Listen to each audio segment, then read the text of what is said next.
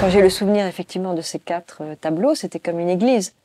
Et chez Rothko, cette incarnation, encore une fois, traversée par la lumière, qui donc nous élève, nous transcende, nous porte, nous transporte, est quelque chose que je pense essentiel chez lui, que j'ai vraiment ressenti à ce moment-là.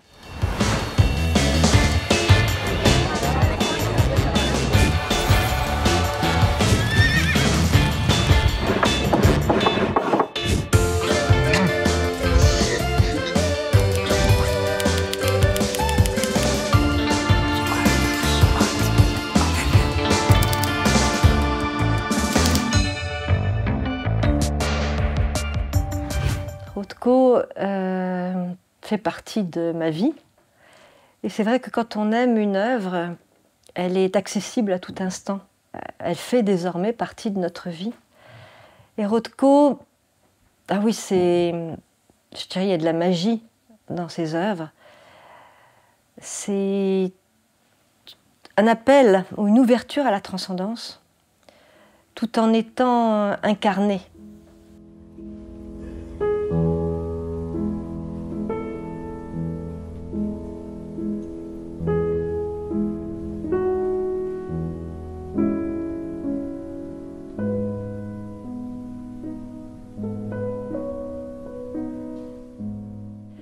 Et il y a un tableau que j'ai choisi, et c'est vrai qu'il y a des rouges. Et le rouge, c'est vraiment notre incarnation, je dirais, notre matérialité. Et ce qui me paraît essentiel dans cette œuvre, c'est la traversée. Traverser des ombres, traverser, puisqu'il y a différentes bandes, traverser des épreuves, différentes épaisseurs. Et il y a un mot aussi qui me paraît essentiel concernant Rothko, c'est la profondeur. D'ailleurs, toute œuvre, comme toute personne que l'on aime, la profondeur est essentielle. On n'en fait pas le tour en quelques minutes, et on peut regarder cette œuvre à l'infini, parce que cette œuvre parle de l'infini.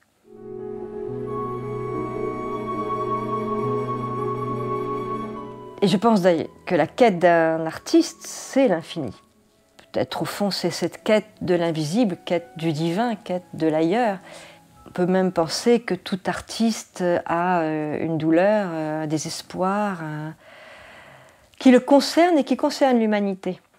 Je pense qu'un artiste est porteur de la douleur de l'humanité, mais c'est, quand on dit qu'on souffre parce que l'humanité est souffrante, ça reste notre humanité. C'est-à-dire quand quelqu'un dit tout va mal, je crois que pour cette personne, tout va mal à cet instant-là. Et en même temps, la quête pour l'humanité d'un travail artistique reste aussi une quête pour notre humanité. C'est-à-dire, je vais travailler, moi j'écris, je n'écris pas pour moi, mais j'écris aussi pour moi. Et dans ce dépassement, dans ma propre existence, de ce qui peut être, pas seulement douloureux, ce qui peut même presque être un non-sens de l'existence, comment lui donner un sens, comment l'inscrire dans un devenir. Et c'est important parce que Rothko est juif, et il a quand même été jusqu'à l'âge de 10 ans dans une yeshiva. Et cette notion de devenir, cette notion de quête, cette notion de, je dirais, de quête du divin, parce que dans le judaïsme, si Hachem, Shem c'est le nom divin, et Shem ça veut dire aussi ailleurs, et Dieu est toujours ailleurs. Et je pense que c'est très important le concernant et concernant tout artiste, c'est-à-dire que à aucun moment, dans l'écriture aussi, dans la peinture, dans la musique, quel que soit le geste artistique, on est arrivé où que ce soit. Et même si un peintre, encore une fois, un écrivain, un musicien ou un interprète a été reconnu, c'est toujours ce qui va venir qui l'intéresse. Je me demande même dans quelle mesure un artiste peut penser à un moment donné être arrivé au bout de sa quête. Je crois que ça n'existe pas. Ce que nous cherchons est inatteignable, c'est dans l'illimité, c'est dans l'invisible. J'ai un souvenir, une pièce où il y avait 4 autos. C'était comme une église, comme une chapelle. Et c'était absolument magnifique. Et je pense que lui, c'est cette quête qui a été la sienne.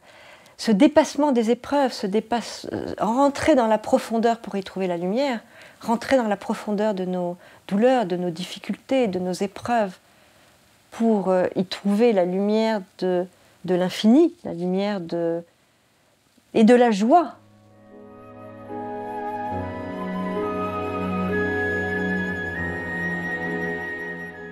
Et c'est le magnifique cadeau que nous font les artistes, c'est de nous offrir ce cheminement qu'ils ont fait eux-mêmes, pour eux et pour nous.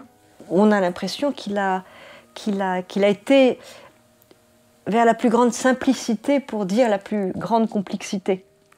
Mais je me demande dans quelle mesure ce travail qui a été fait par eux, comme Rothko, s'il ne rencontre pas de reconnaissance réelle, n'est pas une grande souffrance. Rothko, il a été tout seul, il était resté en Russie, dans le sud de la Russie, quand il était jeune. Et quand il a été aux États-Unis pour retrouver son père, un long cheminement très peu facile, quand il est arrivé, son père était mort. Peut-être que cette quête de paternité, peut-être son besoin de reconnaissance et d'identité est particulièrement important chez lui. Est-ce que ça participe de son désespoir ou de ses difficultés à la fin de sa vie? Je ne sais pas.